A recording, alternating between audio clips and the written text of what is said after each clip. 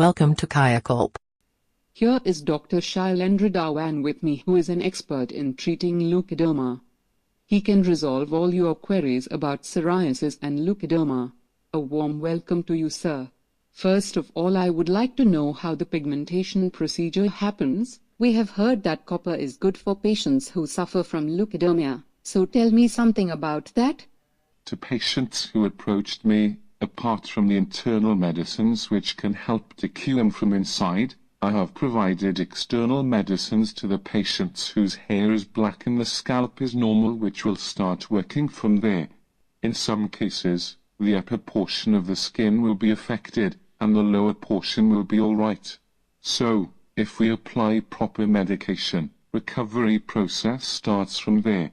If white patches is spread to only a small portion of the skin, then those white patches can be sealed by stitching the skin. We have heard that copper is good for patients who suffer from leukoderma, so tell me something about that.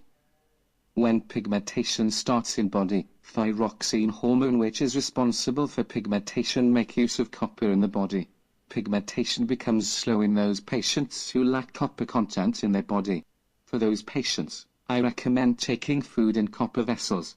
We are including copper powder in proper doses in our tablets, which can stimulate pigmentation. How does excimer laser help patients suffering from leukoderma? It's the latest technology for curing leukoderma, which is good but little expensive. From my practical experience, I would suggest that if patients intake Ayurvedic medicines along with proper sun exposure, it can bring about same results as that of laser treatment. Now let me introduce some patients who suffered from leukoderma and completely recovered after my treatment.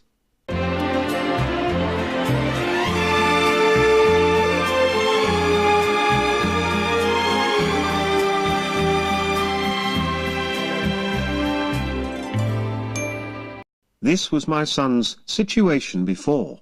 We have tried many English medicines, but that was of no use.